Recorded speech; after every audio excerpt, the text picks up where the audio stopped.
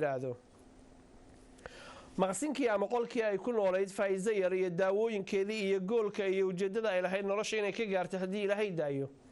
iyo ayadoo la yiri halis bay xaaladaadu ku sugan tahay dad ayadoo aysan markaa garanayn oo Soomaaliya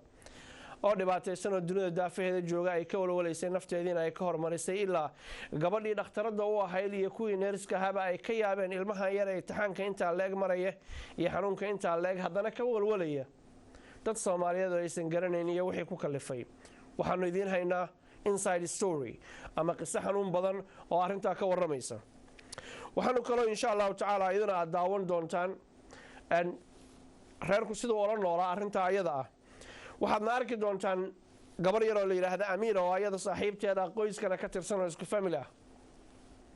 oo daadan ay isku dhow yihiin oo Faa'iizo yar ay ku sirqarsan jirtay ay wax walbana u sheegtay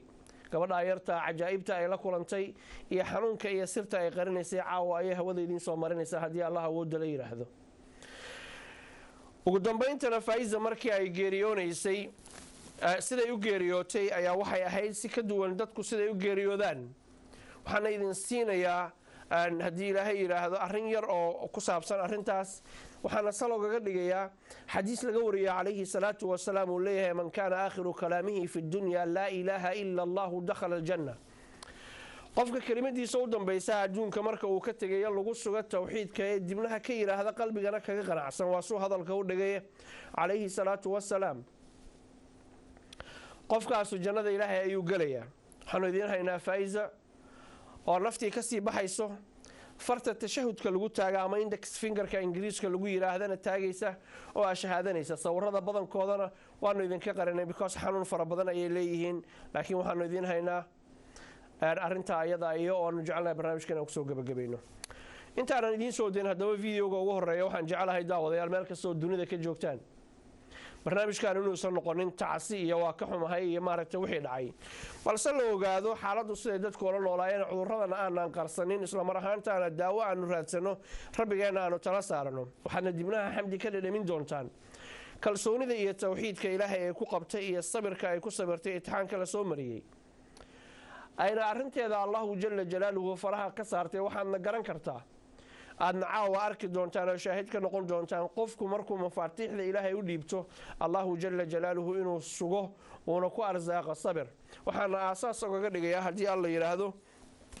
suurada 22 ee Quraanka Kariimka aayadeeda 83 Ilaahay waxa uu leeyahay Ayyuba idna daa rabbahu anni massani yadurru wa anta arhamur rahimin عجلدان داوشة وعن ونسكسو نقولنا داوشة وعن. السلام عليكم ورحمة الله وبركاته. فائزة عبد السلام الله ونحريسته واحد قبر يرو آد وعقل بدن واحد قبر يرو ما شاء الله أو الدنيا أو الدل جعل أو مركز تأي هذا الشيء وحكز تأي كشيء كيسبب كهل جرتي سوماليا أو جعلت إن أي هدي إلهي نفط أو قسم لها إن سومالي وح بدن وقبته مركا واحد قف نوعاس وكلا وحنا هدي المير آد ما شاء الله أو كرتب بدن أو محاد القاد بدن تاسو آد ورقدها كو أركتي سيدا النرس يدي دي تقتي دك لشقيني أي كوسو قرن. فقرتي إيران تدي مركي يريد وحنا نقول هي إن عروتي يركايو أكتف كايو سيدا كو يركايو كلا أو هذا نوجو إلهي بوجو غاري مركاد لوش يدي يريد حسوستي الواحد أهرينا هي وحينات كو حسوستي إيران تدي محاكمة لها. ما شاء الله ورت وعهيد الماء ير أو ماحي أي ما شاء الله يعني أي ربطه وحدي جرتي هو وحسداد إدهي ستها سمين ريزن يقولش سمين مايو وحدي جرتي هويو قفك انتاد اللي هو حاسة سمين هو طوال قنعيا هويو مركز تبع وحفي عن قفك إنه كانوا دليلك وحديديو for example hadda markii iskoolada ay soo dhigato kale waxay ahayd caruurta aan wixii la rabo loo sheegin oo wax kastaba ka bixi su'aal waayo waxaas u dhaceen maxay saas loo yiri arrimaha runtii aan ugu farxo oo aan dhaho ilaahay mahadiis weeye ku siiyay ilmo noocaasa oo diin yani la challenge gareynaya macalinkiisii waa wax runtii aad maxaa u wanaagsan waxayna ahayd ilmo maasha Allah dhaga nugul waxay ilmo maxaa waalid jecel waxay ilmo dadka waaweyn qadariya qof alla qofka xijaaban waxa dhigi jirta eedo ninka waxa dhigi jirta adeer yani waxa ahayd maasha Allah yani ilmo yani ku xasuusinaya in uu ilmahaanu tacabkii aad tacabtay uu khasaare ahayn maalmaha ka mid ah buu macallin dugsigeeda iskoolkeeda wuxuu ku yiri waxay aadi jirtay iskool islaamic school markaas wuxuu ku yiri Faiza Allahu naxariiste macal ragga looma ogola dharka guduudan markaas ay tiri macallin waxaad siisaa daliil diidaya dharka guduudan inay rag u xirtaan anigu waxaan ogahay rag xariirta in rag islaamka loo diido marka waxay ilmo noocaas oo kala ah macalinka marka wuxuu yiri iskoolkii uu ka soo bariyo wixii sidee waxaas ii tiraahda waan u taag waxaan ku yiri horta waa ilmo yar qalad bay sameysay in graaska ugu warsata maahin laakiin waxay ahayd baan iri inaad faraxdid maadaama aan dhul fidno joogno ilmuhu markuu ku warsado daliil iga sii macnuhu waxay tusaysaa ilmahaas in aan banaanka laga duufsan karin maanta waa maqlayna ilmayaasha banaanada laga duufsado maalin wax loo sheego la dhaho halkaas wax ka jira halkaas marka ma sha Allah yani waxay ilmo yani responsible ah oo yani faceeda ka weynbeed anigu wax ila ahayd saaxiib waa isla tashan jirnay mararka qaarkood yani magacyada isugu yeeri jirnay marka ma sha Allah yani runtii boss aad u weyn bay maxaa iiga baxday laakiin ilaahay baa maxaa waxaan ka rajeynaa bedel khayr qaba ayadana maxaa inuu firdowsa ka fadhigaada ka dhigo waa gartay waxaan ognahay in lug laga jaray lugta bidixda laga jaray anagoo qolkii ay deganayd iyo sariirteeda iyo daawooyinkeeda iyo lugtii xiran jirtay plastigaha eegi doona maxaa kale lugta laga jaray والله horta qisa waa qisa dheer oo runtii waxay ka soo bilaabtay ayadoo laba jir ah Allahu naxariiste waxaan joognay Imaaraadka maalin baan waxaan geeyay ciid ah oo waliba ciid al-adha ah baan waxa geeyay beer la dhaho xadiiqad Xusaam al-Akhfar qofkii Imaaraadka joogo garanaya markaan meesha geeyay dharka gaaban baan u gashay marka waxay gabar yar cadow buurano luga cadcad bay ahayd aabe Allahu naxariiste wuxuu dhigi jiray aabo gabadha u gali maxaa dhar dheer oo lagu heeda tusin aniguna waxa 16 jir baan markaas ahaayo gabar yar 16 jir oo baby haysata waxaan jeclaa hay'adda ugu qurux badan inay la soo ku soo abiirto ee la soo baxdo markaasaan maalin dharka gaabantaan u gashay guriga markaan soo noqonay gabadha yareed xumad bay la soo noqotay xumadii markay la soo noqotay waxa oo aabahay yir gabadha ma dhar gaagaaban baa ugu saxan ku raha aabo iskaalsa yar yar oo markaa socon jiray oo flower leh iyo kaba badow iyo cambuur yar oo cad oo waxaan u gashay maxaa leh waxyaalahan aroosyada loogu talagalay oo gaaban kadib subaxdii markay ahayd gabadhii lugtii way dilaacday sidii fin oo kale finki waxa ka soo baxay dhacaan aaba Allahu naxariistay wuxuu yiri waxaan waa il laakiin waraan baan ku akhrinayaa taaban maayo waa ilmo yar wax ka baqay inay infection yeelato takhtarkaan geyn takhtarada marka waxa joogtay doctor Muna la dhaho oo Suudaaniyada waxaan geynay mustashfa la dhaho mustashfa Kuwaiti waqtigaas jiray oo hadeertaan wuxuu noqday mustashfaya maxaa loo kala noqday marka wuxuu ku yiri Allahu naxariistay doctor Muna gabadheeda waxa ilbaa ku dhacday wixii aad ka shubtid ii keen markaas waxay tiri yaa ama sheekh because aabalan xasuuxa dadkii waqtigii hore iskooliga maxaa caqiidada iyo ka furay dawladda Imaaraadka iskoolada liijar markaas dacwo irshaad oo Sacuudiya maxaa raacsana oo hadeertan hay'ad al-amr bil ma'ruf wa nahy 'anil munkar la dhaho marka hay'ad baa jirtay dacwo irshaad la dhaho diin faafinta iyo dadka caqiidada la baro iyo quraanka iyo waxaas bay ku shaqaynayeen marka iskoolada ugu horeeyay la furay raggii furay buu aaba kamid ahaa oo Soomaalida ugu horeeyay bas markaas waxay ayadu marka aaba dadku wax soo baray bay ahayd naagta takhtarada waxay tiri sheekh anu waxaas ma aaminsan markaas yiri balkaas waxaad ka soo shubtid iigu soo shub meel oo ii keen subhanallah markii la keenay waxay noqotay ishaadan tiisa loo bixiyay saal loo dhigay sida ish u kala sareyso bay u kala sareysay waxa dhacday aaba quraanka uu ku sii waday meeshii waa la dalooliyay dalool intaas la eg bay noqotay suuf baa lagu guri jiray ilaa waqti dheer aan hadda garanayn intuu ahaa hooyaday baa takhtar kula jirtay aniguna markaa waxbarashaa ku jiray halkaasaa maalin kastaba laga dhigi jiray takhtarka waqti dheer ku jirtay kadibna way soo baxday qur-aanka ilaahay uu ku dhameeyey kadibna wuxuu dhihi jiray xijaabka asmaada ilaahay adkaarta akhrista oo yaan la bixin maalin maalmaha kamid 2010 baan waxaan u guurnay dowladda imaaraadka halkaas ayagoo joogaba waxay aadeen aroos carabahana dadka raguna waa maalin dumarkana waa maalin isku shaqo ma aha maalintaasay gabar markaas 16 jir oo soo baxayso siday tahay u labisatay bas markaasay waxay timi habeenkii ayadoo gabadhii xumadaysan bas gabadha waxay la soo hadashay walaalka waxay tiri maanta bay magaaladii oo dhan bay tiri ininka aan laga hadlayay gabadhaada quruxdan ka waxaan ku yiri ma sha Allah iska dhaaf على كل حال قبل إذا هدرتان وحبرشي وحاسة جرت سوماليا وحربت أنا وحترتب قبل سيدي حنوك وقبل وضي وحي كل سعة إلا لح بلود مرة تختار بالجاية وقتان كدو سيف راجوينكي وحلا ده دعان يروي أنتبيوتيك والله صار لوقت كره الله قاضو بس إلى أمركيس العق حاجة مرة عن هل كان جارتي كأرورني يعني قبل ولا له بس تويتر عن جوجنا وقت جاس يلعق كلا صدقاء يوحنا سكوت دردري يأيض سكول كذا وحي كأرور سيب مستقبل يوصل درتوي وحي بان قاضي حمر باقي وقت جي تجا أباريه حما حاجة بان كسو بحية كسو قيبي وانصون نقضي دبي بان صو مري waxaan u imi gabadhii Allah u naxariistay oo lugtii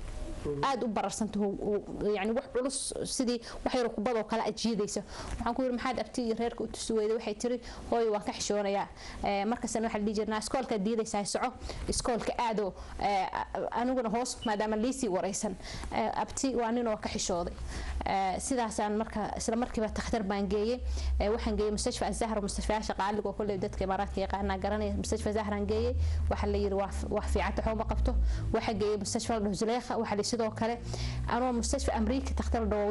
Dubai ku yaal u wada baa maalintii dambe waxaan iri gabadha saaxiibnahay oo madaxda sare ku jirto meesha waxaan ku iri maalin kasta aan dalkaas intaasaan waxaan wadankeena ka soo shaqeynayna maanta gabadheedu waxaan u waayay inaan takhtar ii sheego waxay xanuunka haya maxaa kugu dhacay warqad bay qorto waxay tiri mustashfa Qaasimi ninka u sareeyay la dhaho Maxamed هيكل إلا ده مثل محمد تختار أسرة لفها وسوداني وجوج جري تختار كأها لكشر كأها أدنبرة يوقف ورقد وأنا تجسر مركي الشعاد وجه الرئيس قاضي بوح يري لقطان معجبين محها لفتان يسدي تهاي وحنو ملاينا يا وحن إنه عذرك حماية وحن كوري ما هو بتاع مكان سيوري إسكان بانو دريا ما ننتي كل بتاع صار نقل إسكان بو يدري إسكان مركي لو دري ويوارن تاس إسلام مركي تختار له توام والعين كوياله عاد بو يري بس waxa biopsy wuxuu u baahan tahay hawlo in laga qaado halkan baan keenay way shakiyeen waxay dhaheen garan mayno wax bay raadiyeen markii dambe waxay dhaheen maya waa xanuunkaas waxaan u baahanahay inaan lugta hadaan bixino kaligiis inuu jirku faafa ka baqayna laakiin waxaan sameynaynaa waa ambateed gareynayna lugta dhan baan goynaynaa intii marka هذا كان نسوا دافع أنتي مالك لا فري أو محها وأبي الله نحس وائل أنتي بالجوي أنت ما كان أنت بيكب لعبتها إلا أنت كهوسيسي بالجوي وحلا يري بس هدر توي في عناتي الحمد لله وجه الجرودي أيضا نبض قبته أو وحي كبحين ب 2013 كي بشي أفراد وحلا يرسون نقطة waan noqonay waxa la yiri oo xanuunkii dhibic baan waxaan ka helnay sanbabka markaas hagaag daawadayaal waxa daawanayseen xamdi sheekh Cabdullaahi oo ah hooyada Faa'iza Cabdisalaan oo ka warramaysay xanuunkan sidoo u haleelay gabadheeda yar waxaana noo soo socdo saameyntii ayada iyo qoyskeeda uu ku reebay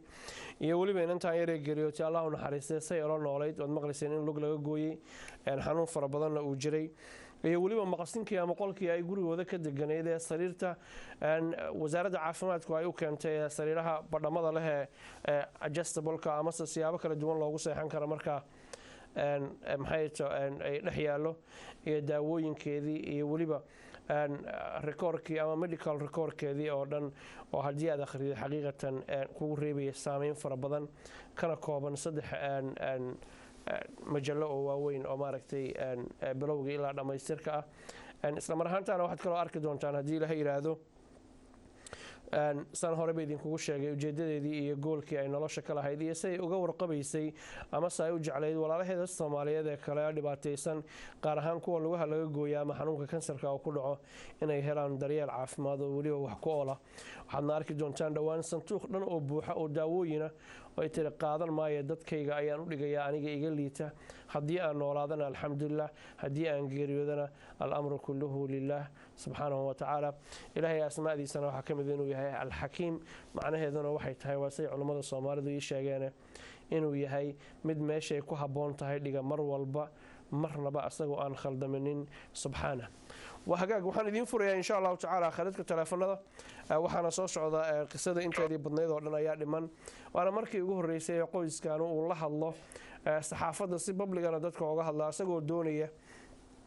qisadii soo marteen inuu ka waramo isla mar ahaantaana dadka Soomaaliyeed sidoo kale lagu daydo inay caafimaadkana aadaan ilaahayna ay tala saartaan oo xanuunada iyo dhibaatooyinkana soo gaara aan qarsanin oo xilli aan waxba laga qaban karin markaas aan cararin insha Allah taala barnaamijkan iyo kuwa kalena waxay guntiga u xiranayaan inay soo bandhigaan xaaladaha noocan oo kale ah si ummadeena u hesho wacyigelin insha Allah taala anagoon cidna xukumaynin ama jaaj gareynaynin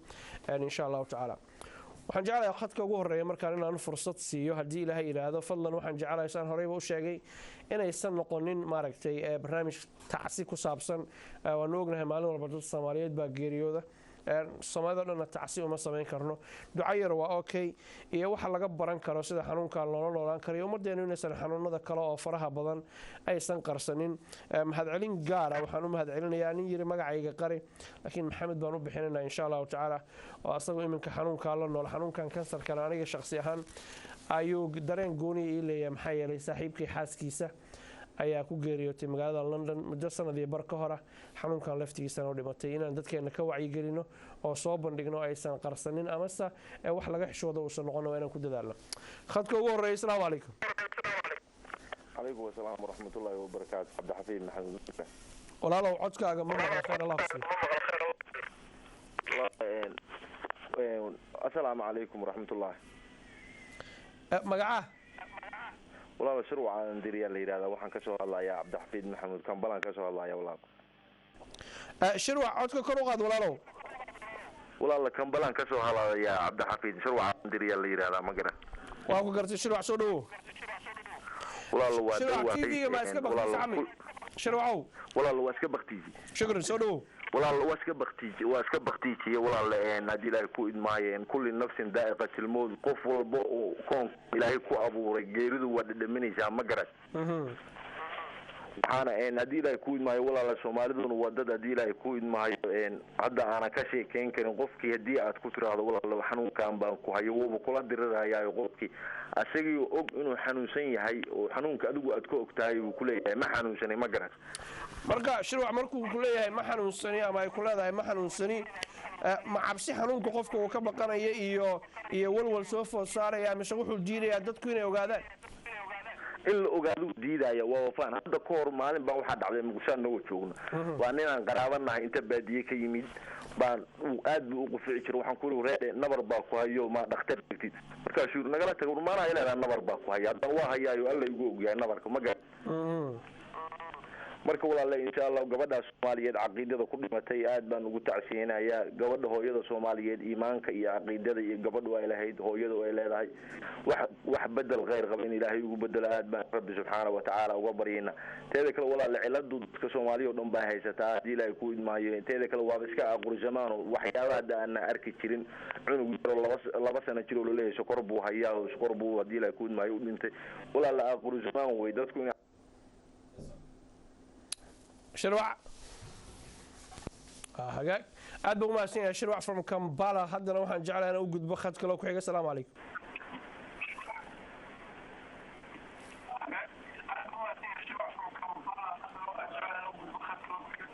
عليكم السلام تي اسكو بختي صاحب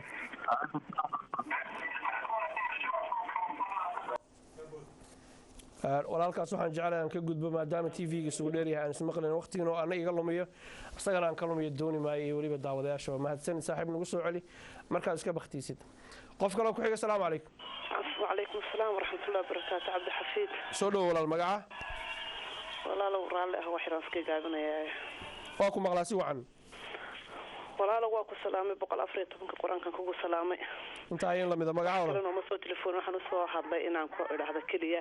ummadda Soomaaliyeed doorka u haysid waan kugu hambalyeynaya ilaahayna kugu xafido saa Cabdi Xafid lagu bee ilaahayna uu ka xafido insha Allah boqoladiiba kale Allah na siiyo kulligan aamin waxaan jecelahay magacaaga inaan ku weydiiyo haddaad doonaysid inaad ii sheegtid insha Allah deeqa walaalo waa deeqa xagee joogtaa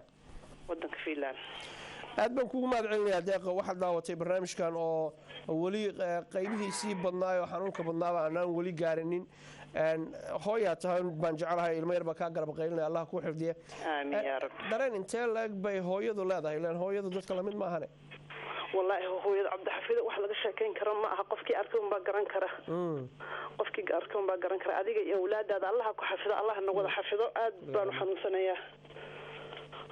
markaad leedahay waa xanuunsanayaa deeqo dareenkaagu kale codkaaga ka garanay laakiin maxaa ku daqrinay wax idan ganay gabadha yar dhibka gaadhay iyo walaashayda dhashay oo ma sha Allah iimaankeeda aanan koobi kareenin ayaa ma sha Allah anugu hambalyeynay walaashay qudheeda waa gartay deeqo from Finland oo ku mahadcelinay adiga xaafadaada iyo carruurtaada ka qayb qaadashadaada iyo ducadaada Allah ku xafido Allah xafido Maxamed thank you deeqo Finland waa haga khadka la ku xiga salaamu calaykum hello hello salaamu calaykum hello waa ku maqlaay soo dhaw sheekh alaykum salaam soo dhaw magaca salaamu calaykum calaykum asalaam soo dhaw magaca عبد الحافظ وك سلام يا ولاalo ka qaaday camni magaca magacayga waxa la yiraahdaa Maahir Maxamed Maahir waxaan ka soo hadlayaa berbera Somaliland okay wada ma ay marna ka dhaxgal aan jeclahay inaan qisadan aan ka barto qoyskan ku dhacday reerka Soomaaliyeed ee muslimka dadka Soomaaliyeed waxa loo baahan yahay in ay aadaabta islaamka ay fahmaan qofku markuu arko wax wanaagsan oo Ilaahay subhanahu wa ta'ala walaalkiisa kale uu ku rigsatay ama muuqaal ha ahaato ama wax kale ha ahaato in yahay ma sha Allah oo yiraahdo marka walaalkii oo haayeen uu duceeyo Ilaahay u siyaadiyo tigana taas oo kale uu siiyo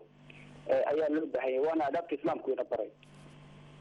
hello waa ku maqlaa Maahir waa ku maqlaa ما مقلس ولا si wacan baan ku maqlaa waxaan kale waxaan qoyska ku maqli maayo walaal Cabdi Xaafid oo ku maqli maayo Maahir si wacan baan ku maqlaa ma doonayo inaan ka dhex galo wado qoyska inantu ka baxday Ilaahay subhanahu wa ta'ala waxaan uga rajeynayaa inuu khalaf kale oo khayr qabo uu siiyo amiin aad baan idin salaamaya inaga dhammaanteen dadka Soomaaliyeed dadka muslimiinta meel kasta joogaan Ilaahay xafidiyo assalaamu calaykum waraxmatullaahi wabarakaatuh hagaagkaas waxa uu ahaa Maahir Maxamed Maahir Hargeysa Somaliland aad baan kaaga mahadcelinaya xilligan nagala qayb qaadatay hadalkaagana waxaan ka dareemayay inuu daba socday arrintii isha oo gabadho ay ka hadashay ama hooyo Xamdi ay ka warantay mahadcelin gaar ah saaxiib thank you Maahir qof kale ku xiga assalaamu calaykum calaykum salaam waraxmatullaahi wabarakaatuh Cabdi Xafiid oo ku salaamay ebo waa ka qaaday waxaan jeclahay codka kor yar qaadin magacaaga ii sheeg soo dhaw waa Mahdi Ajuuka saaxiibkay Nooriyaan ka soo waca Mahdi Ajuuka ha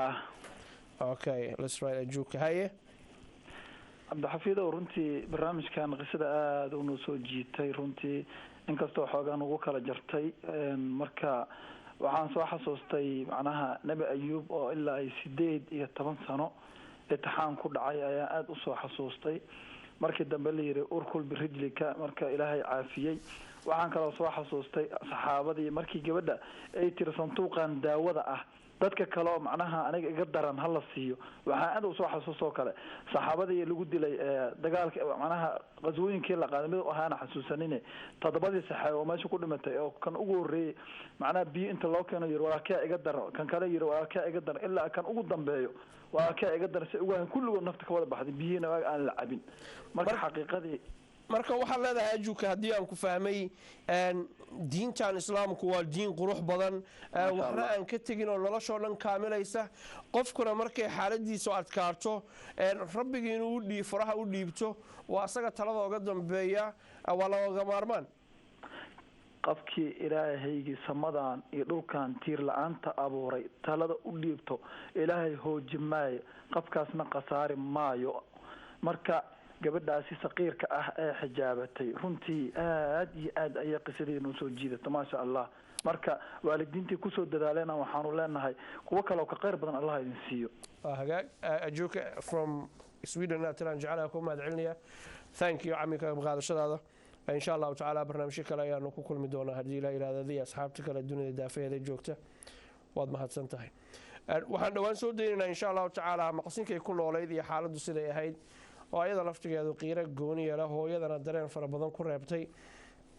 waxa kale loo soo socdo hooyadu siday ula noolaayeen iyo qoyskan xanuunkan kansarka la yiraahdo iyo waliba aniira yar oo gabar aad iyo aad u daayara saaxiibteedna ahayd sir badanna ku qarsatay iyadu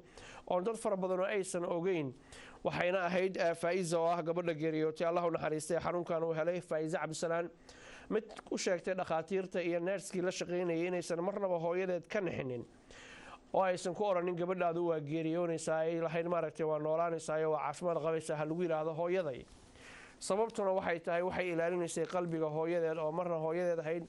marna saaxiibteed ahayd waalidka markii ilmihiisu ay baari u noqdaana waxay daliil u tahay isaga laftigiisa inuu waalidkiisa uu baari u ahaa hadaladii xamdi sheekh cabdullaahina waxaa ku jiray inay aabaheed baari u ahayd asaguna uu baari u ahaa isla mar ahaantaana xiriir wanaagsan ay lahaayeen uuna kusoo barbaariyey tawxiidka maanta ay haysato oo ilaahay iyada uu ku sugay rabbiga u ziyaadiye waa hagaag khadka telefoon ku xigay salaamu calaykum وعليكم السلام ورحمة الله وبركاته. سولو ولا المقعة؟ عايشة. عايشة حقيقة جوكتا عاوة؟ برمنهام. أهلا وسهلا. سهلين. أرتكا وحن تعطينا ولا شغالة أو كلمة جبرت قفنا ما موتك قفول بأجلوا لي وقت جسنا وكل منا لكن I would love to هدي أن Somali ideology about cancer كأما point of view عن كيسن إن بدلوا. واقرتي ما حد أردت أقصر ساعة عايشة because markii qof lagu sheego cancer somehow dadkeena Soomaalida isolation lagu sameeyaa supportka u baahnayaan helaan marka waxa leedahay waa la gooyaa isolation kaas oo loo jeedaa waa la gooyaa yani famil kasto xaaladaas ku sugan wuxuu istaahilaa in loo soo baxo la dareensiyo in la garab joogo qofna ma dooran cudurkan inuu ku dhaco ilaahay baa keenay ilaahayna baa qaadi kara kumanaan qof ku dhacay oo ka soo kabta wuu jiraa laakiin qofna ma ka maarmo supportka communitygiisa marka if it's possible waxa fiicnaan lahayd in la sameeyo organization oo raise garay kara awareness about the cancer iyo wuxuu yahay Aisha ma ku muuqataa sababtan uga hadlayno oo idinka idin hor keenay caawa iyo daawadayaasha kale ee dunida daafaheeda joogay inay muhiim tahay in fooda la daro dadkeenu ay ka hadlaan waxyaalahan iyo waxaan taas oo sahli karta inay dadku la saaxiibaan oo la noolaadaan intay ka didi lahaayeen Of course, well, it's great that amount in TV Somalia or kahallay this topic ama يعني قف وريا أو Somalia ama TV Somalia أو interest so gلي it's quite sensitive فرتا قف كمركو situation كوسوية أمبودري مكرا لكن هذانا وح يعني عقلي بني آدم كأو حسابي كرا أما عقلي السليم كأو كيني كرا إيه إن قف كسو حال دام كوسكون أو بهنا له هذا سبو عايشة سؤال إنك جوابتي الخاصة معهن لكن إن كويديو بان جعلها أظن ما واحد experience أولا ذهب أجرتها ما خبرة عذر كان ما سبحان الله ولي ما أنا لكم لكن هذا نوع قياس كرا حنوك إدبات ده إلى in situation كسلو بجرو قف كستو ما أنت كستو كنا وح إلهي وجرجينا إنه حال كدوان إيه وعاصمة دنبو وقدم بيسي إن شاء الله وهاجا عايشة أدبن كوم مدعيني beautifully put thank you وحن كويدي سؤال واحد دعي كرتين اخترتها واحد دعي كرتين نيرستاي واحد دعي كرتين ضد وحنون كانوا كل عينة تغاني أمسا القصة هي أساسا كويدي وجديد ما هي ما أذوق هيا وحنا كورجيني عافية ذي عمر دير الله كحفظيه عايشة from Birmingham مع السند وهاجا خد كلا كحية السلام عليكم hello السلام عليكم عليكم السلام تذكروا هذا الشيء نسمع الله نسوله ومقعه عليكم السلام ورحمة الله مقعه ولا أم علي ولا علي فضلا كوريا هذا وان كوغا ما ادعي لك بقاده الشغل هذه حق الدنيا ka joogtaa لندن ولا اهلا وسهلا يا هلا بك ولا هاي اوكي ولا waxaan doonayaa in yar xanuunkan yani wax yar ka yar dhiibto ahlan horta ilaahay subxaanahu wa ta'ala waxaan u maleynayaa xanuunadan wuxuu buu keenaa dadka uu jecel yahay waxyaabo badan oo life-na waan uga soo taagnaa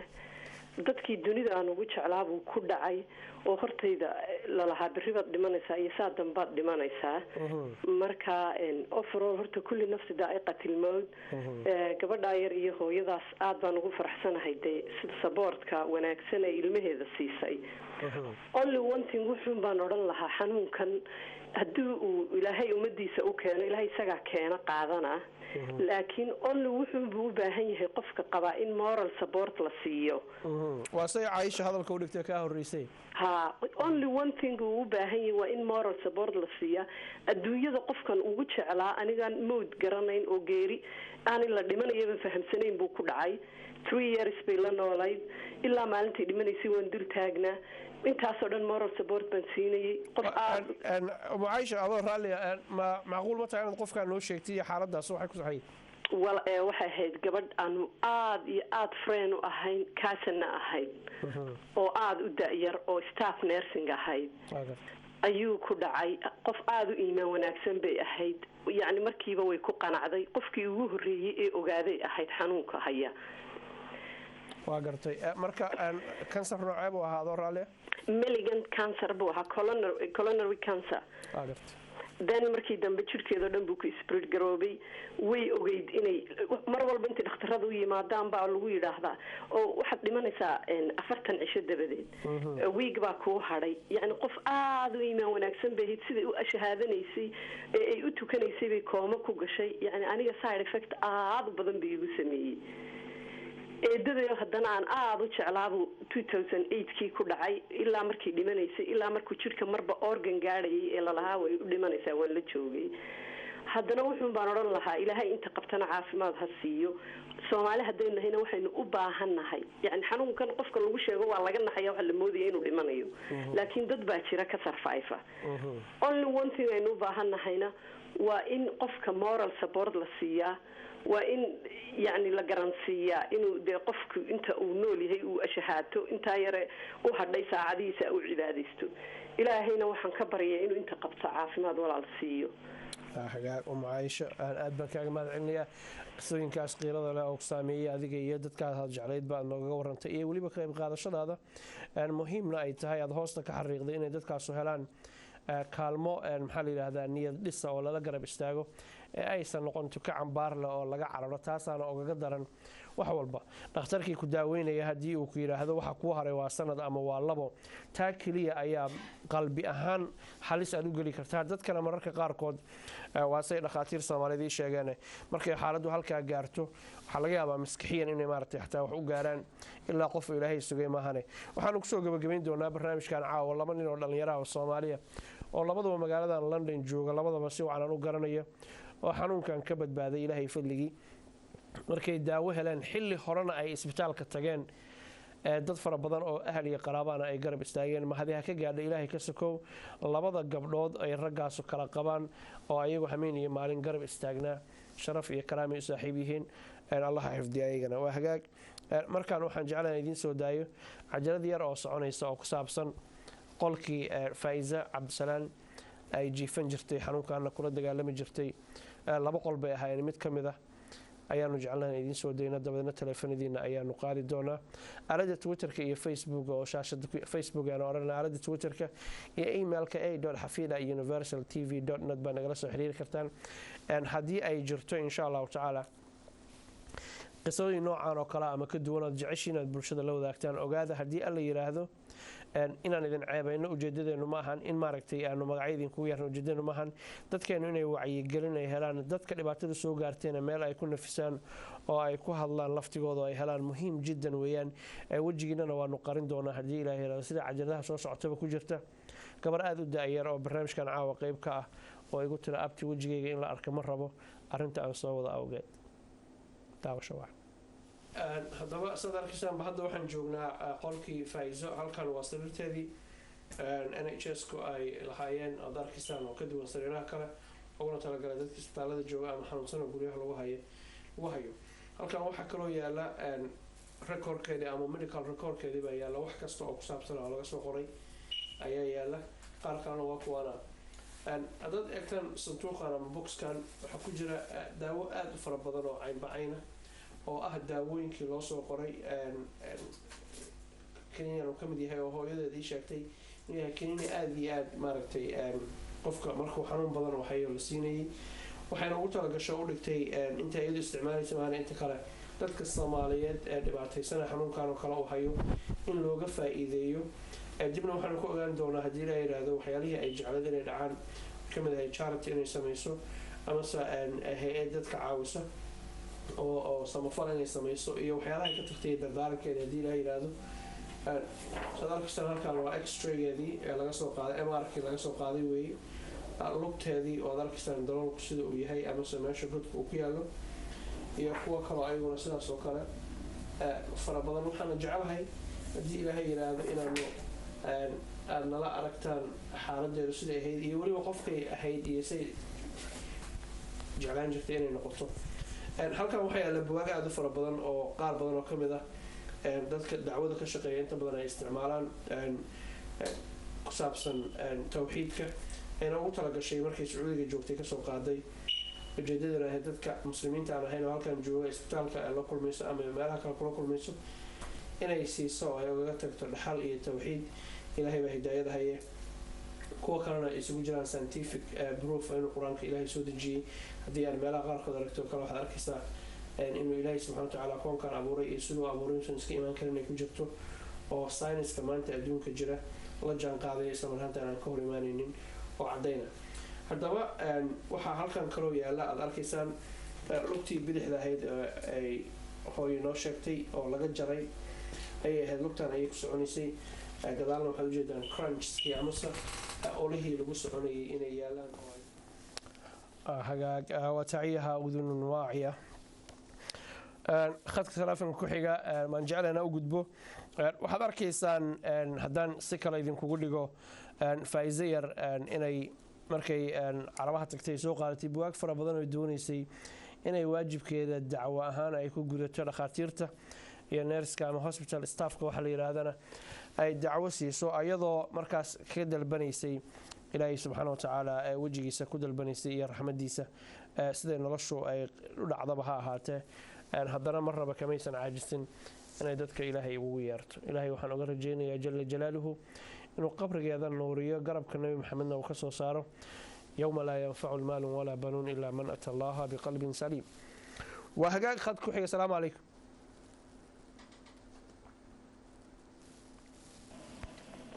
هلو السلام عليكم ورحمة الله تعالى وبركاته. عليكم السلام ورحمة الله. سولو ولا المقعة؟ مقعي خديجة لا ولا لونك سلام عبد الحافظ. وكا قاضي خديجة حقيقة دنيا كي جوكتا عاوة؟ لندن ولا لا. أهلا وسهلا برنامجك ولا سعودتي؟ زياد. سولو بحاجة عشان أكون بيرسالة طبعا. waxaan jeclahay gabadha subxaana subxaana watacaala ha u naxariisto gartay samir iimaan allaha ka siiyo waalidkeed soomaalidana waxaan jeclahay inay macnaha dadka isolated aysan ka dhigin markuu cudurku ku dhaco aysan ka cararin waynu ka cararna waxaynu moodaynaa inaynu ka qaadayno waa gartay marka waxaad leedahay sidii Caaisha iyo waliba Ummu Caliba in maaragtay support fara badan la siiyo la garab istaago la wacyi geliyo aan laga quusanin ee loogaga sheekeeyo ama la garab istaago waxyaalaha rajada gelinaya iyo ilaahay la xasuusiyo qofkii la dhaho maaragtay waa dadaalaysaa iyo waliba dad adiga ka roon baa jira dad ka liitaa jira adigu nimcad ku jirtaa ay sabir ujeedada masaasa aad iyo aad in dadkeena ay support garay aysan ku caayin qofkaas cudurkaas laga helo ama xanuunkaas uu qabo ama ilmaheeda xanuunkaas laga helo in isku sheekeyna Soomaalidu inaynu dabagelin much details aynu raadin laakiin qofkan inaynu u duceyno aynu qaybka ugu duceyno beenu baan ku wanaagsanahay qofku inaynu barano cudurrada inaan la kala qaadin waxa wanaagsan dad aad u badan baa la nool cudurradan hadaynu eegno inkastoo anigu aan neesanahay laakiin midwife ahay laakiin cudurrada dad badan baa la nool inuu arkeen cadaanku iminka wada jeed inanka yar kamaantii dhibaato dhintay marka inaynu ogaano waliba much details aynu raadino cudurka kani dadka qaba iyo sida ula nool yihiin iyo inaynu fiirino waxaad wanaagsan Khadija from London, thank you very much ka qayb qaadashadaada kuwan iyo kii ka horreeyay waa kaaga mahadcelinayaa thank you hagaag khad kale ku xiga assalaamu calaykum hello hello hello السلام عليكم السلام ورحمة الله سولو ولا magaca أولاد جمال ولا جمال أولاد جمال حاجة جبت عمي أولاد عمو US بنك صار له أولاد أمريكان aad baan kaaga mahad celinaya qayb qaadashadaada waa maxay dareenkaaga ku wajahanaya aragtidaada barnaamijkan iyo gabadhan yar iyo reerkooda dhibaatada soo food saartay markaad daawatay labadii cajiladood iminka aanu soo daynay haddaad la socotay bilowgii barnaamijka أولاد هرتا waxaan waa ilaahay ha u naxariisto gabadha yar amiin waalidkoodana ilaahay waxa way samriin wana ka siiyo annaguna ha nooga daba naxariisto marka waxaan ku wacdcelinayaa ummadda Soomaaliyeed in qof kasta oo xanuunka qaba in la support gareeyo physical iyo emotional intaba support gareeyo idinkana waxaan ku codsanayaa dee fundraising iyo waxyaalaha in loo sameeyo sida qofka dadweynaha dhan bay u sameeyaan sida cudurada dadku markay qabaan loo caawiyo si aan looga dadka looga wax wacyigelin looga sameeyo waa gartay marka waxaa leedahay idinka laftigiina shaqadiina ka soo baxa dadkana hala wacyigeliyo ha loo dadaalo aad iyo aad baan walaalahay aad baan u mahadsantahay Jamal from USA thank you very much qayb qaadashadaada iyo inputkaaga iyo advice-kaagaba waa valid weeyaan thank you saaxiibadii intii ka horeysay inta soo socotaba qof kale ku xiga salaamu calaykum waraxmatullah hello soo dhaw walaal ma programka ma ku jira si saani aad ugu jirtaa magaca magacayga waa Raxma waxaan ka soo hadlayaa Norway Raxma waxaan kaaga mahad celinayaa adiga iyo Jamal bina wax sharqana dhexdiina aysan ka muuqanin oo si toos ah isku maqalina soo dhawow halo mi maqashaa si wacan assalaamu calaykum waraxmatullaahi wabarakaatu walaal waa ku salaamay adigoo programka wada waxaan rabaa inaan ka qayb qaato oon abaayada horta oo gabadha ka geeriyootay inaan uga tacsiyeeyo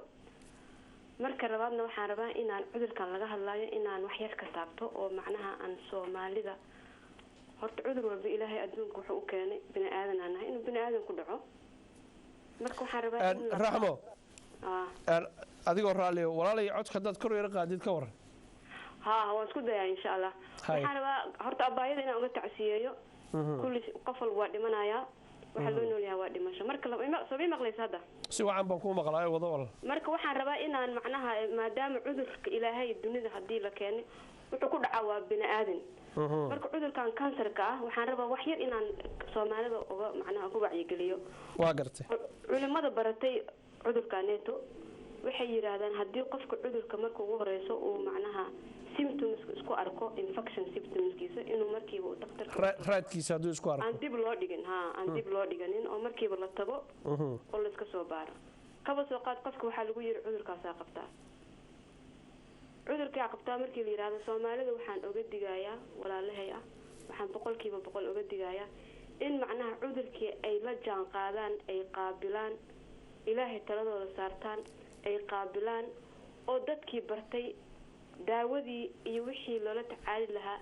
ay la jaan qaadaan dad badan waxaan arkay markii cudurka lagu sheego qaabiladii ay acceptance ay sameyn lahaayeen diidan marka inta cudurkii daawadii iyo treatmentkii ay la tagi lahaayeen ay ka bilaabi lahaayeen ay tagayaan macnaha waa laga tagayaa wadankii la joogay waxa la tagayaa Jarmalka waa laga tagayaa waxa la tagayaa Ingiriiska waa laga tagayaa waxa la tagayaa fulaan cudurkii marka intaas markuu qofkii uu sii dhaqaaqo waxa laga yaabaa inuu cudurkii jirka ku sii fado uu macnaha uu gaaro stage aan wax laga qaban karin ama dhibaato asaga u keenaysa marka waxaan dhihi lahaa in raxmo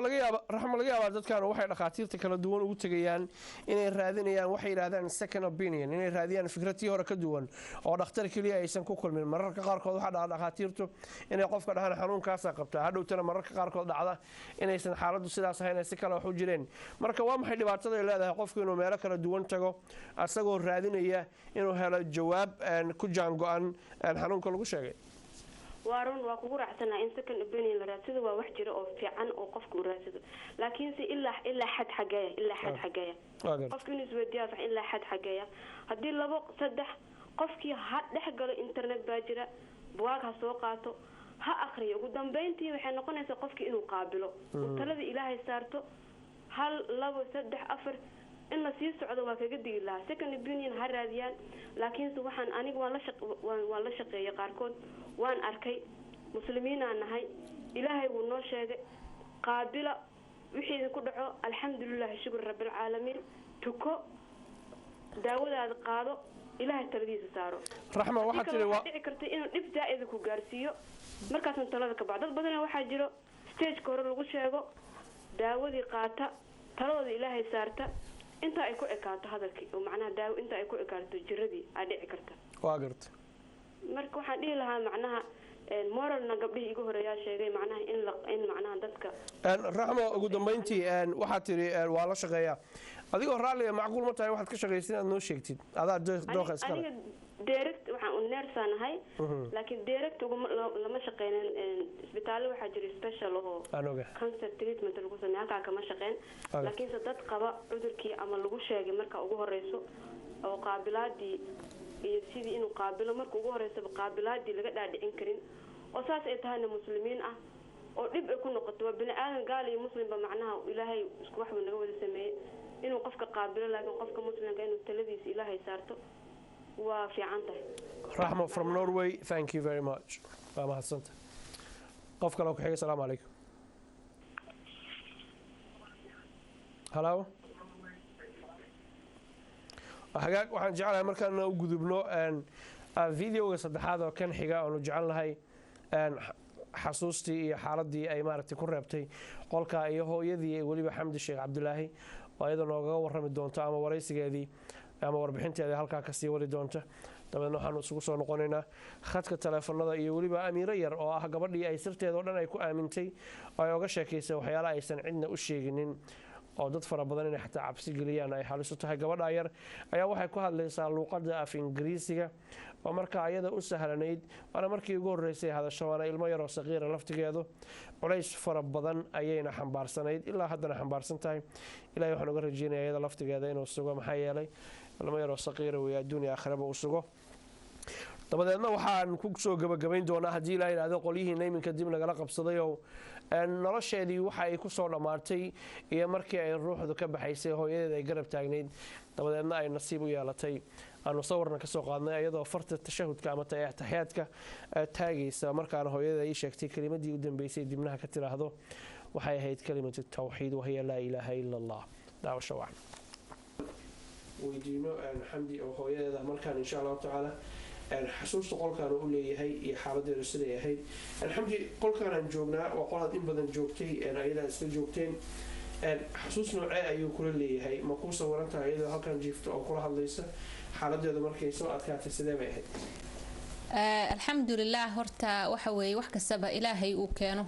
waxa weeye asaga xigmad buu ugu dan leeyahay ilaahay oofsaday gabadhayda horta asaga waxa weeye wax kastaba xaalku keenaba ku xamdinaynaa lilaahi ma actaa walilaahi ma akhad wuxuu keenana asaga iska lahaa wuxuu qaatana asaga iska leh marka ilaahay horta maalintii ay tagtay tawxiidkaas i waafajiyey kelmadaas i waafajiyey asaga horta mahadii shukri leh gabadheeda dhimashadeeda waxaan uga xanuun badnaa dhimashada aabahay sababta ay tahay aabahay allah u naxariistee sidii uu ilaahay markuu nabiyaasha tilmaamayay waxay ahaayeen umma aabahay waxaan xasuustaa anoo yar baan intaan ku orday baa nana cijaabkiis ku jiray buu dhameeyay maalintii dambe caruurta ka orday markaasaan ka joogsaday markaas wixii maxay igu soo ordi weyd waxaan kuugu soo ordi waayaan sababteeda markastaan kuu soo ordo nana cajaabkaaga aniga lama sugto matraada gabadhaadi baa dhimane dadkaas siisa caruurta kalaas markaas wuxuu yiri aabo intuu halka ay qabto waan xasuustaa wixii waxaad u malaysay inaan keligaa aabo ku ahay waxa iskoolka joogo dhan waa dhalay wixii jeebkayga ku jira qofku soo horeeyaa leh maalintu marka aabahay dhintay waxaan dareemay in ay ummadda islaamka ay dhinac uu jabay oo waxa weeye sababtay tahay allaha cumr dheer siiyay sheekh yuusuf aadan baa shil ku galay dubai markaasuu aabahay aanu weligiis isagoo ooynaya aan arkinba aada u ooyey markaas waxaan aaba wadaad baabadaheedoo diinta dhimashada iyo shilka inuu ilaahay kan waad ogtahay maxaad ugu ooynaysaa markaas wuxuu yidhi garab baa banaanaadayoo hawshiisaba igu soo furmaysa marka gabadhaydu ana iga dhimatay way jecleed ummadeeda inay wax tarto haddii ay weynaato laakiin aabahay wuxuu ahaa mid u nool ummadda marka isma aan dhihin aabahay gadaashiis cidda maad ka naxaysaa wa ficlan sida bay noqotay aabahay markuu uu dhintay ilaa haddeer saan u joogo waa soo xasuustaa waan yacni ma aan ilaawi laakiin gabadhayda xanuunkii oo la hooyaanahay meeshay ka baxda baa muxuu ahaa idanqanaysa markasta aan arko oo aan xasuusto waan xasuustaa sababta saacadihii waliba ugu dambeysay waxay dilma aad u adag saacadii ugu dambeysay wax bilowdinata hooyo iga tagin hooyo shahaada hooyo marka wixii oo dhan baa maskaxdayda ku soo noqnoqonaya laakiin markaas waxaan dhahay alxamdulillaah lillahi ma ata walillahi ma akhad kullu shay indahu bimiqdaar marka ilaahay baan xanuunkayga u bandhigtay sidii uu nabi maxaa shucayb uu yiri wiilkiisii nabi yacquub inama ashku bathi wa xuzni ila allah fa ilaahay baan xanuunkayga iyo waxay hay asaga og asagaan ka baryaa inuu iga boogadhayo hagaag xamdi sheekh cabdilaahi oo ka warramaysay arrinteedana u dhiibatay allahu jala jalaaluhu isla mar ahaantaana ka warramaysay arrinta soo martay waxaan jecelahay markaan inaan email khadar mustafa cali uu nooga soo diray Vancouver Canada uu leeyahay walaashii xanuunka soo gaaray dhibaatada waan dareemi karaa waana arrin xanuun badan emailkiisana waxaan jecelahay inta kusoo koobo maadaama aad u dheer tahay laakiin haddaad weli daawanaysay kaaga mahad celinayaa khadar mustafa cali from Vancouver Canada khadka telefoonada assalaamu calaykum hello soo dhawaal magaca magacayga Maryam baa la yiraahdaa maxaa lagu yiraahdaa Maryam ahlan Maryam soo dhawo Maryam hagaag Maryam oo ka baqtay dabcan nagu soo celin doonta qof ku xiga balaano eegna markaan السلام عليكم. عليكم السلام ورحمة الله سوري ولا ودوه ولا جزاك الله خير. مقعاه ولا السعدية على دهان. سعدي حقين جوك تعاوة جام. يا بامي جام. أهلا وسهلا. جزاك الله خير ولا وحى تأتينا ما شاء الله قبل ولا شيء إيمانك زائد فله إلهي وحق وغبر لكن ثمري إيمانك في قبل هذا. ما شاء الله عذر كان يسأل وأتقفوا كل عمد لكن سمالي مركي مقلان كانسر the only thing is تذكر واحد نقف كان ولمن يا متكلا لك وإن يدك هاي كل نفس ذائقة الموت قف كتبوا لمن يا مالين ساعدي نصهر مرينا لا بديك ينا ملا قف البوا وقت لكن وإن محل لها مركب سيدا هذا عمل كسر قبلك أيدي سمكة مقشوع عذر فافو لكن كانسر كمعهن هذا قفك عذرات إنه فوق فافي هذا محل ده وإن هذا ندت السميان يعني وحفي عن إن سميان لك رايتي سبورت سميان سوى ونشهد وشفت هذا ويل كوستين بلان عمل ستيفن سالتون أو محل ده 3 مليون وسبورت كريه لكن سعدي إن كاير داينا عايشة كلا واجسوا بينهم كل جوكته هذا في سيد مركي وبلعبة إنه تبرعات أروريو dadka wadankan jooga iyo dunida qaar kale aanu ku noolnahay ayaa meel walba ka soo diray donation ama lacag ama tabarucaad waxay yiraahdaan oo ayagu aan oran karno waxay fahmeen inay muhiim tahay in xanuunka la dagaalamo qofka dhibaataysan waxa uu ku dadaalayo lala garab istaago oo ahayd marka inuu fundraising sameeyo ama lacag u aruuriyo anagu qofkii hadii uu dhibaato soo gaarto asagii ama ayadii inaan magacyo ugu yeerno oo xanuunkii la noolaa aan ogaga dhigno wax lagu cambaareeyo oo lagu xumeeyo ama asaga qof cuquba galay sida awgeedna loo itixaamay ayadoo ilaahay qofku doono uu itixaamo uu leeyahay gaar ahaan markuu muslimiinta ka hadlayay alif lam mim hasiba an-nas an yutraku an yaqulu amanna wa hum la yuftanun ankabut saxsan taas ayadoo jirto haddana maxaa la dhahaa hadda ka soo qabo Soomaalideena horta mid waa ku fiicnaa markii la dhahoona abaar ama wax markii dhacaan hadda Muqdisho markii la joogo Soomaaliya idaacadaha maanta amal hadda wax dhacaan la dhaho wax baa la aruurinaya idaacadaha ma sha Allah horta door weyn ay ka qaataan qof walba wuxuu isku dayayaa inuu ku tartamaan inuu noqdo qofka ugu badan wax badan inuu bixiyo soo hadii idaacadaha hadii wax badan laga sameeyo laga dhaadhiciyo dadkan qofkan cancer uu qabo macnaheedu ma ahan haduu hore ka dhimanaya ama bes waayo waa u dhamaatay yaa la faragashanin qofkan ujeedada arrinta ku yiri Saacdi waxay ahayd waana fahmi karaa inay maaragtay warbaahintu qayb weyn ka qaadato dadka dhibaatada markay gaartay wax loo gaarsiin lahaa aan uga mahad celinayo TV Universal inuu kii ugu horeeyo waxyaalahaas aad iyo aad fursad badan u siiyay dadka Soomaalida lagu kaalmeeyo ama masaajida lagu dhisa ay tahay ama dad dhibaataysan lagu kaalmeeyo ujeedadan ku lahaa qofka dhibaatadan haysta hadduu maalan doonayo faa'iido yar oo kale waxay doonaysaa inay charity samayso kombiyuutarro iyo qalabyo fara badan oo ayada inay holiday ku aado lacagta loogu talagalay way jira holiday aadi maayo walaalahay baan ku kaalmaynayaa in charity-geedii uu sii socdo dadka kaleo xanuunkan uu ku dhaco ama asxaabtooda ku dhaco ay taakulayaan soomaalidu ay noqoto dad u bisil oo la noolaada ama xanuunkan ha ahaado ama kansar ha ahaado ama aidis ha ahaado ama cudurrada kale oo ilaa iyo haatan daawadooda si rasmi aan loo haynin ha ahaato inuu qofku la noolaado dadkuna ay soo dhoweeyaan ay noqon wax lagu caayo ama lagu xumeeyo inaysan noqonin oo dadkeena ay u bislaadaan ma kuu muuqata adoo soo koobaya sacdiya from Birmingham, thank you very much inaad ka baxday maan ogeyn inaad weli ku jirtaan moodaya waa hagaag waan kaaga mahad celinayaa khad ku xiga asalaamu calaykum soo dhawaad kor yar hadalo magaca Faiza from Northampton. Faiza from Northampton and soo dhawo Faiza waa kaaga mahad celinaya qayb qaadashadaada Thank you boy. Su-aasha aan qabo waxa waaye maadaama horta cunugta ilaahay u naxariisto maadaama ay dhahday hooyadeed waxay ahayd iyadoo lugaheeda qaawan yihiin banaanka la geeyay isha marka gaalada ma yaqaaniin maadaama annaga muslim aan nahay iyagii markii dhakhtarka loo geeyay ma laga yaabaa inay garan waayeen waxa ahaay ay iska dhaheen kansar waaye maadaama waxa iyaga ay yaqaaniin ay ka duuneed waxaan u malaynayaa Faizo dib baad barnaamijka kala qabsataan u malaynayaa maya waa fahmay cancer waaye in la yiri I get that part but then ma laga yaabaa ilbin aadan inay ahayd because she lived for so long iyadoo 2 ilaa 17 ay jirtay even though like amarka ilaahay teena hadday gashay waxban helin karin ama cudur ama caafimaad qabno laba mar la dhimanayo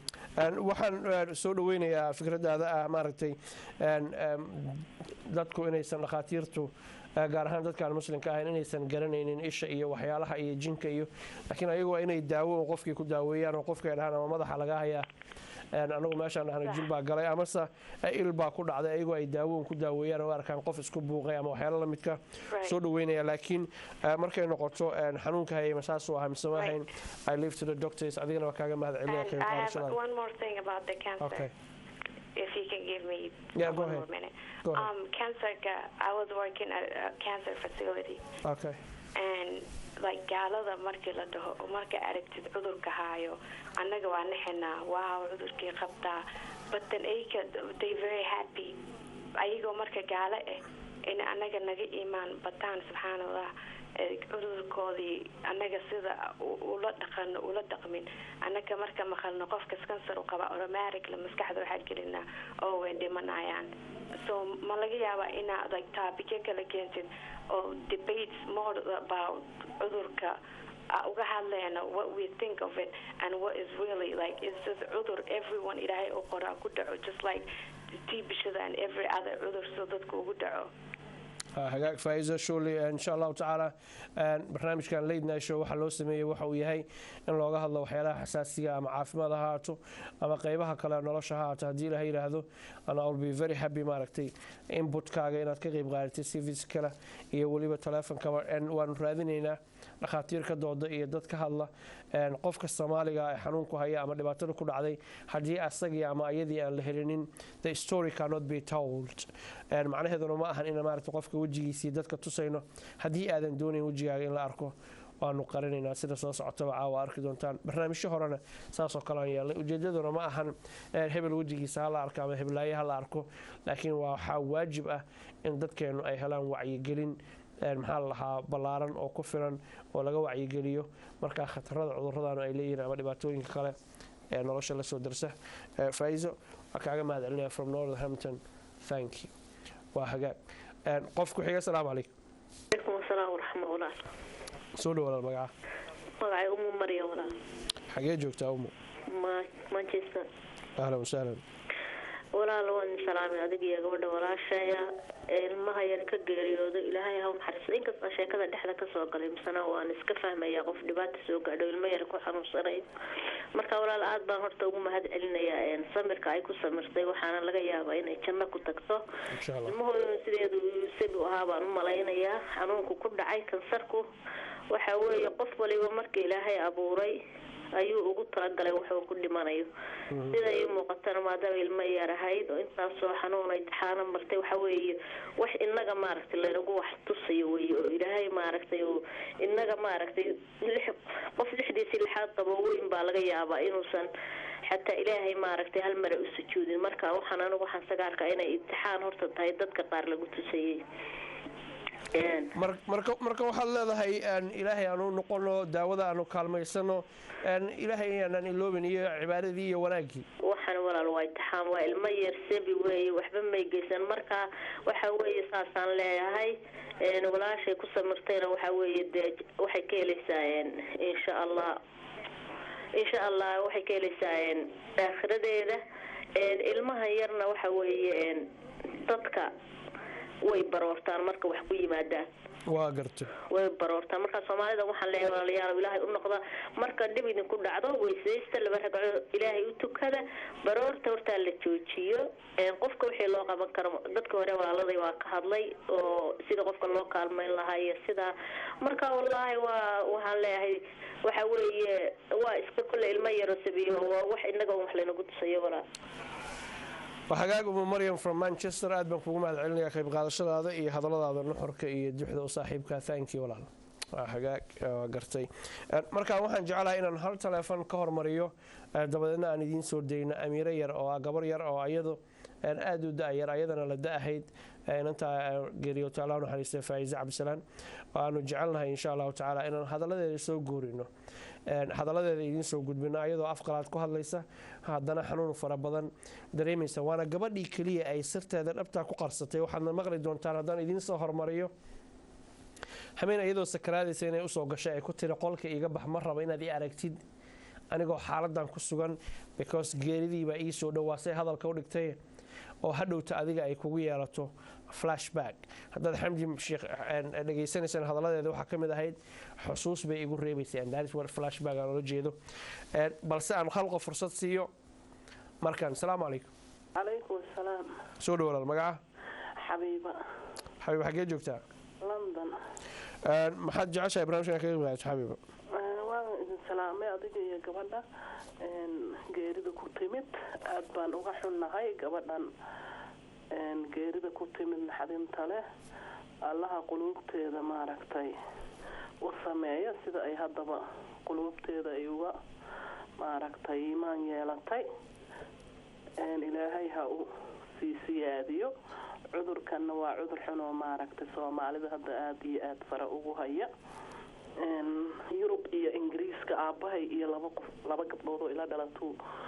uu ku dilay ka xumaa walaal marka aad iyo aad baan uga xunna cudurkan waa naqaanaayo dee aad buu u saameeyaa gabadheena 17 sano inkastuu hayay gabadheena kale 6 bil unbuu hayay marka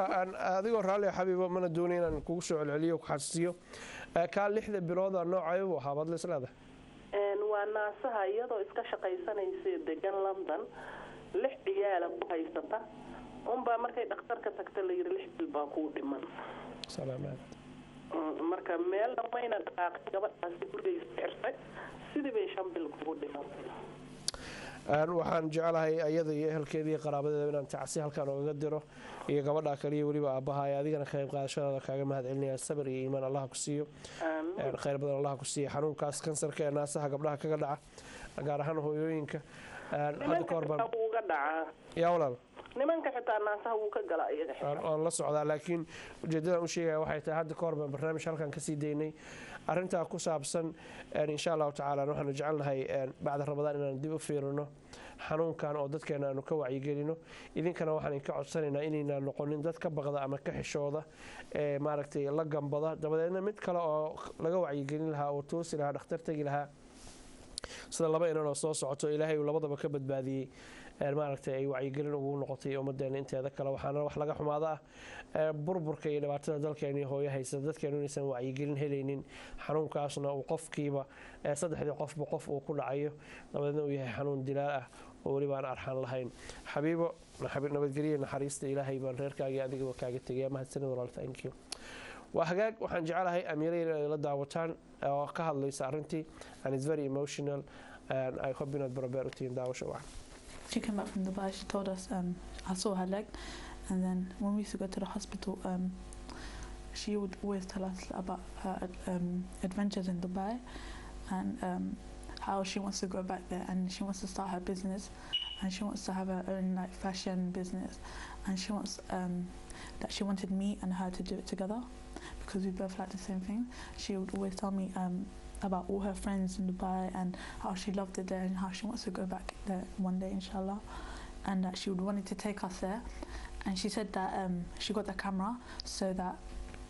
we can go there and she can take pictures of us together and she can create a memory book so we can remember her, and that she would always tell me that to pray and to ask Allah for forgiveness and always remember Allah. That's what I remember most about her. So taking these photos as a memory back in Dubai, she knew she was not going to make it. Yeah. How do you feel about that when she told you that? I didn't really mind because she was open with me only. The rest of them, she would tell them, oh, don't worry, I'm going to live long, I'm going to live long. But me, she told me from the beginning, I'm going to die soon. When I die, make sure that you do everything I ask you to do. And when I die, just do everything you can for me and come to me as much as you can. Every day if you have to, come to me. Don't worry about anything else, just come to me because I'm not going to live that long, and come see me whenever you can. That's what she would tell us all the time, especially me. So once she said that to you and you're on your own in your room or somewhere on your own, how do you take it yourself, knowing that you might not see her? I didn't really think, she was, mashallah, she was so strong. She didn't show any pain at all. Wallahi, she never showed no pain. I would watch her, I used to sit there and then she would be like, Amira, go get me this, go do this for me, go do that for me. And sometimes I would forget that she had cancer or whatever. I'll say to her, Faiza, go do it yourself. And she's like, did you forget I have cancer? I'm like, oh, sorry, I'll go do it for you right now. She was so strong that I didn't really think that she was going to die anytime soon. I thought she would outlive us all. And then when she started getting sick and she started taking her oxygen tanks and stuff like that, I realised that she's getting worse, and she would tell me, go do this for me when I die and that, and remember me. And I was like, when I saw the oxygen tanks, I used to think, no, Faiza, don't say that. You're not going to die now. You're not going to die anytime soon. Don't think like that. Yeah. Being like, you're not going to die. You're gonna do whatever you want. Inshallah, you live longer than all of us. You're very strong, mashallah. She'll say, I don't think I'll outlive this, you guys, and I don't think this cancer or the chemo is going to help me this time. I think I'm going to die anytime soon. She said, I'm going to die in a couple of months. And she said to me in the car one day, we was with Hoya and Hoya left the car. She said to me, Amira, make sure Alaya stays out of trouble and Hoya Handi is okay when I die, because I'm not going to live until my 19th birthday. And I couldn't handle that. I just left the car. I didn't want her to say stuff like that to me. She said, just be strong, because you're the only one that can handle this kind of thing. None of them can handle it. You have to be strong for all of them. So although she was dying, she was telling you to be strong and do the right thing, and the little ones also, and be there for her.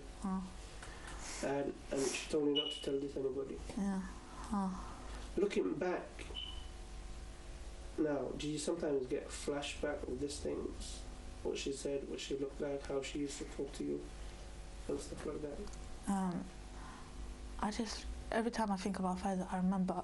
all the times that we would come to her and would make jokes, and we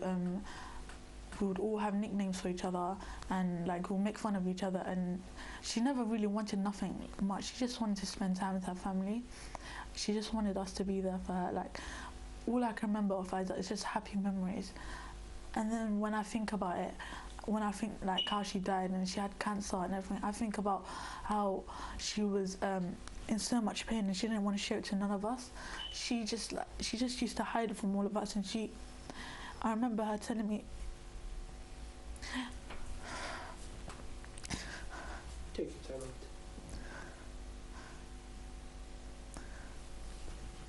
I remember her one day, she was really sick, and I told her, I can't leave her alone. She shouted at me, get out of the room right now, I don't want you to see me like this, and I don't want you to see me dying. I got out and I called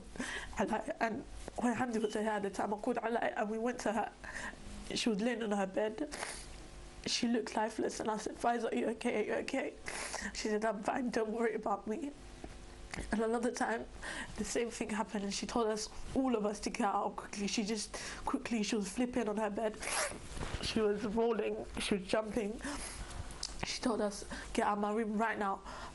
And all I remember was Mariam telling Hoya, Faiza, she's really sick, and Hoya was running up the stairs. And then she told us she's okay. She pretended like everything was okay. And I said to her, Faiza, don't do stuff like that. And one of her nurses told her, do you want a machine if you have a heart attack that brings you back to life? And she said to them, I don't want to come back to life. If Allah wants me to die, I'll die today. If Allah wants me to die tomorrow, whenever Allah wants me to die, I'll die. You can't give me a machine that will bring me back, and nothing can stop Allah from doing whatever He wants. أميرة يرويان ما دوني إن دبوا هذا الكذي وحكاه لي لكن and up to if you watching this hour I want you to know we love you and I'm by your side inshallah ta'ala no matter what, and if you ever want someone to talk to however about telephone feel free inshallah ta'ala, and we're very proud of you. Stay strong and remember Allah is you by your side 24/7. Call him inshallah ta'ala. asaga ayaa quraankiisa ku yiri ud'uuni astajib lakum and haddaad ibarya waan idin ajiibayaa inshallah ta'ala. marka abti stay strong, education kaaga iyo wanaagaagana wado, and we love you mashallah. waa hagaag waxaan jeclahay inaan u gudbo khadka telefoonka kale ku xiga. Assalaamu calaykum. hello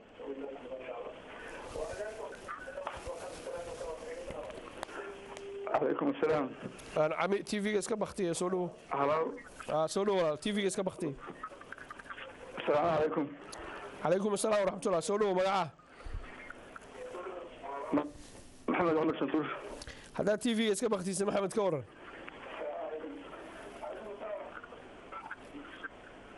تي في يمدو بنانك جواب ودانك على هذا. نقول حر مقلة. qayloon baan maqlay acmi waxay doontaba haatee Uganda Kampala waa hagaag soo dhow waqti badan baa kugu socda markay israacsan insha Allah Maxamed.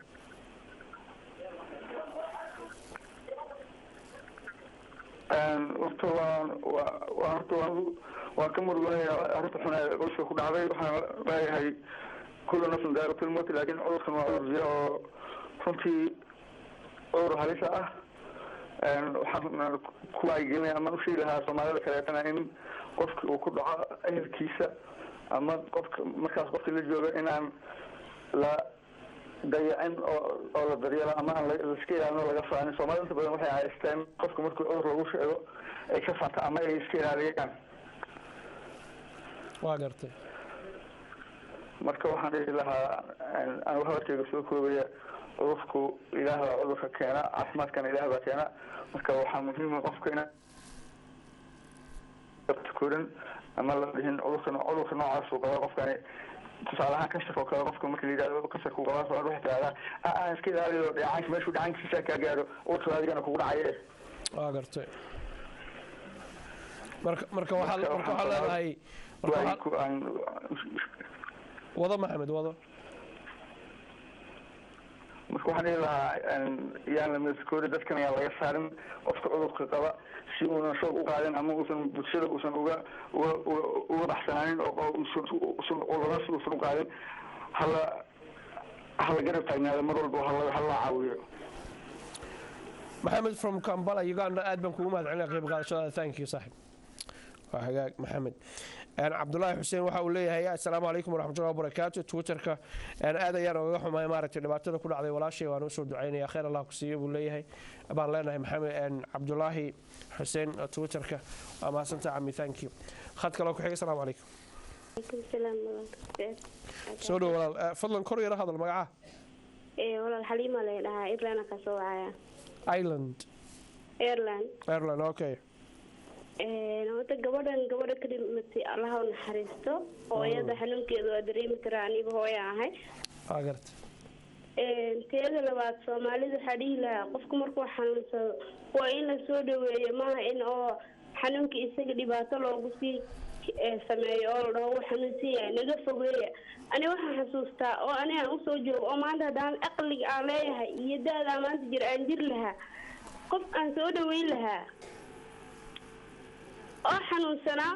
oo maxay weliba aan xanuun la daaweyn kara qabay oo tibisha oo la dhahay naga fogeeya waalku wax ku cunay xoora waa gartay marka waxaa dhihi lahaa soomaalida taaha ka waana qaataan ilaahay ha laga cabsado war qofkan xanuunka ilaaha u keena adi uma keeni ani uma keeni ani iskama celi kara adiga iskama celi kar qofka markuu xanuunsan yahay waa in la dhaho war qofkan ilaahay caafiya ilaahay loo baryo waa in la dhaho waxaan ilaaha kuu keena ilaahana kaa qaadi kara dhakhtarka waa muhiim in lala xiriiro oo dhakhtarka waqti la siiyo qofka waa in la dhaho war dariska uu soo booqdo oo qofka dariska ee walaalka ah xaqii darisnimo kugu leeyahay xaqii islaamnimo iyo kii walaaltinimo intaba wuu kugu leeyahay waa intaba inaad ku xiriirisid haddaa dhahdo reerkaas qof baa ka bukayo ilmaha iga geli waa xaaraam soomaalida waxaa dhihi lahaa war ilaahay ka baqa walaaltinimadiina isku soo jiita qofka xanuunsan daaweeya qofka ubadkiisa laben oo dhibaata kusoo socota aragtiin ka waaniya oo ha ku caayinina ani tv-gan barnaamij aan ka dhegaysto oo qalbigeyga dhaawacay jirta habeenada kamida gabadhaydaa dhulka ku dhacday markaasaa aan iska qarsaday ama cidna u sheegin tv-gan barnaamij waxaan ka dhegaysto hooyo ilmaheeda dhacday oo dhibaata ku dhacday subaxdii dhakhtar aan ula cararay wallaahi markasta qalbiga aan uga duceeya cabdixafiid iyo tv-ga universal oo dhan ba inta ka shaqeysa taana maxaa sababay haddiina iyaga ay fahansiin lahayn ani ma fahmi lahayn qofka walaalkaa wuxuu kaaga aqoon badan yahay kuu sheega waa lagu soo dhaweeyaa waana laga qaataa wixii kale wanaagsana marka warkii aanan badinin dad badanaa iga dambeeya waxaan dhahayaa war aan tacaawin aan garab qabsano asalaamu calaykum salaam cabdixafiid xaliima from Ireland waa kaa qaaday oo soo dhaweynaya ka qayb qaadashadana kaaga mahadcelinaya waxaana sidoo kalena aan jecelahay inaan maaragtay kaaga mahadceliyo ilaahayna ugu mahadcelinaya iyo maamulka TV-ga Universal iyo shaqaalihiisa oo dhan meel ka soo dunida joogaan barnaamijyo halkan aanu ka soo deyno waqti aanu gelinay inuu sabab u noqday inay maaragtay mara dhalaan ama maaragtay ay ku wacyi geliyaan ujeedada aan joognaana waxay tahay inaan bulshadeena wacyi gelino anagoo tuulo iyo kooxa iyo xaafad aan u arkaynin balse u aragna walaal Soomaaliyeed ama walaal qof Soomaaliyeed inuu yahay xaq buu leeyahay regardless of qofkaas waxa uu markaa rumaysan insha Allah waa hagaag waxaan jecelahay insha Allah taala markaan cajalad ku xigta inaan u gudbo oo ay diyaar noo tahay dabadeedna insha Allah taala telefoonada aanu maaragtay dib ugu soo noqono intii aanu waqti u helno cajaladana waxay ku saabsan tahay geeridii Faiza markay geeriyoonaysay hooyadeed sawirada dabcan idinku miinaan arkin mana aha kuwa la idin tusi karo waxaadna just dareemi kartaan xaaladda qof isbitaal jiifo 150 fiilooyin ay ku xiran yihiin hooyadeed ay garab taagan tahay waxaan jecelahay nafteeda iyo tiinaba inaan xasuusiyo aayad quraanka kariimka ku jirta ولا فلولا إذا بلغت الحلقوم وأنتم حينئذ تنظرون ونحن أقرب إليكم ولكن لا تبصرون قرابة تاقوي ذي يجري ذي الباب كسوق الشيء كلامها تمد أن العلن كرينين أنا أذوق وحبك ما قبل كرنه أبا تجي هويا تجي سوالال با تجي عرور تاريبا تجي سه كو يريرنا مركي أركان دتك كادو القيلنية أي يقول إسكويا حقيقة ما قرنيان وحماشة كدعية لكن ولا كل موديس in the house دعوة شوار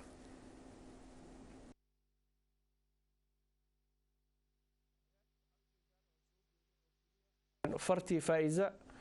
markii ay naftu ay ka baxaysay kalimadii ugu dambeysay dibnaha ka tiraahdaa waxay ahayd baytida hooyadeed la ilaaha illa allah muhammadur rasuulullah halkaana waxay taagaysay farta midigta ee tashahudka ayay ahayd ilaahay waxaan ka rajeynayaa jalla jalaaluhu inuu inta caawa barnaamijkan daawanaysay inta dunida daafaheeda joogto aan aqoonin inuu kalimadaa ku sugo marka ay naftu naga baxayso oo xaaladdu marka ay ugu daran tahay insha Allah taala inta kalena maxay to ay gaari doontaan insha Allah taala in fariinta gaarsiiso umadeena Soomaaliyeed khadka telefoonka salaamu calaykum waraxmatullaah calaykum salaam waraxmatullaah wabarakaatuh soo dhawaad magaca cabdixafiid waliga waa amiin cabdirasaaq أمين سولو فضلا عدك كوري وين قاد أمين أمين عبد الرزاق وعبد حفيد سولو يا عمي سلام مركورة ومركي يقول إسان برنامج كان قصب قالوا أنا جو مدة بدن عند جيسنا برنامج كان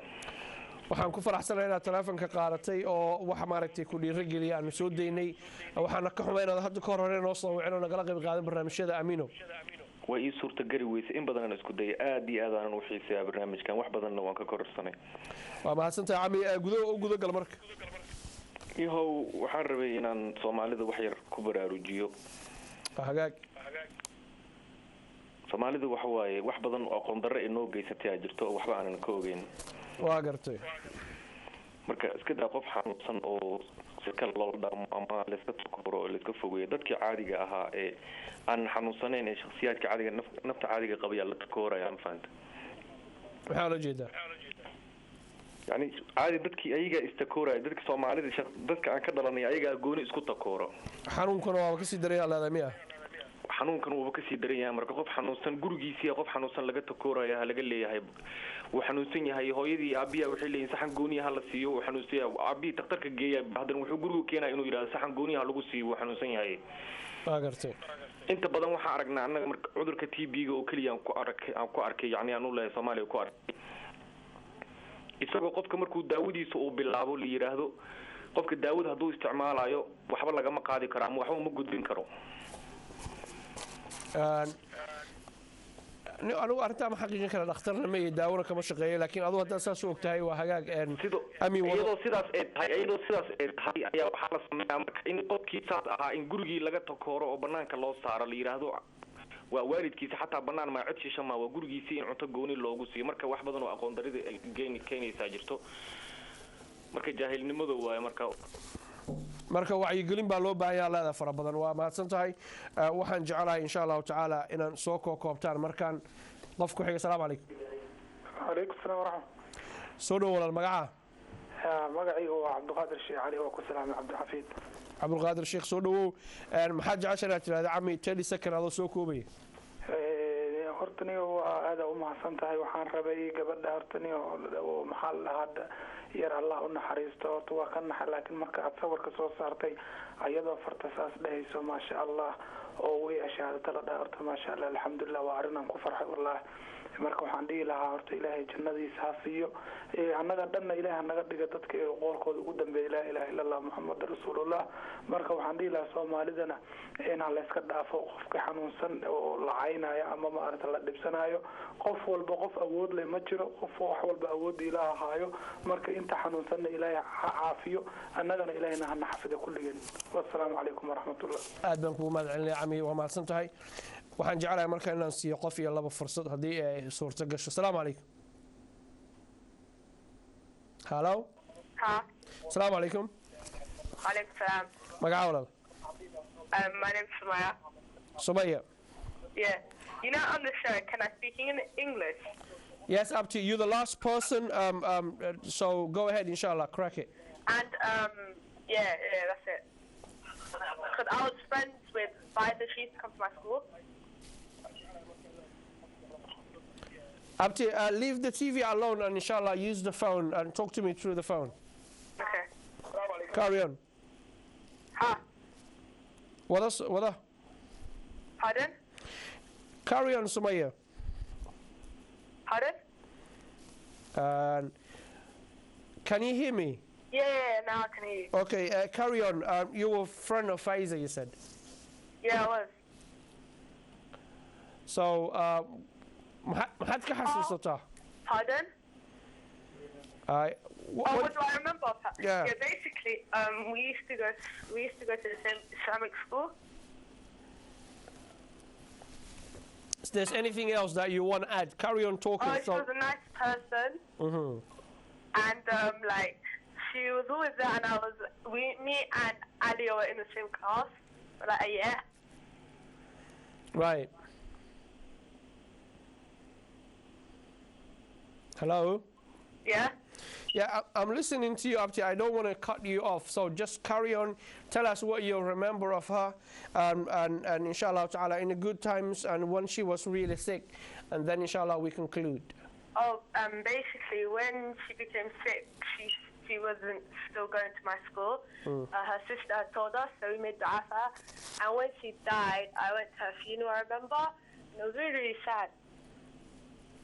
So what have you learned? What have you learned in terms of her sickness and stuff? Oh, well, like knowing her, and then when she died, well, like it showed a lot, because it shows that death is like near and everything. and you can't take life for granted. Okay. Abti, thank you very much. Waa kaaga mahadcelinaya. I hope inaad af Soomaaliga iga fahmaysid. Ka qayb qaadashada barnaamijkan waxaan ahayd qofkii u dambeeyay oo soo waca inanta geeriyootayna walaashay ahayd aad baan kugu mahadcelinaya adiga iyo hooyada iyo aabaha iyo familkiina oo dhan. Thanks very much for being part of this show, which is the last show before the Ramadan inshallah. Thanks for your input. Waa hagaag barnaamijkan waxaan jeclahay inaan inta kusoo gabagabeeyo Ramadaantana dabcan barnaamijkan uu joogsanayaa sida asaga iyo barnaamijyo kale TV ka baxa bisha Ramadan inshallah ta'ala saan uga faa'iideysano barakada iyo wanaagga badan waxaan jeclahay inaan u mahadceliyo filan qaadaha barnaamijkan caawa aad daawateen halkan waa Maxamed Cumar Sheekh Aadan oo nin dhalinyaro aad iyo aad u firfircoon oo aan jeclahay asaga iyo aabihii iyo waliba hooyadii inaan halkan ka iraahdo waan mahadsantiin ninka ay soo barbaariseen akhlaaqda iyo sharafta u saaxiibka Maxamed Cumar Sheekh Aadan ويان waxaa isugu kindibiriday farsamada barnaamijka ama edit gareeyay Maxamed Saciid as-Saxaaf oo caawa halkan la joogo wariye Maxamed Saciid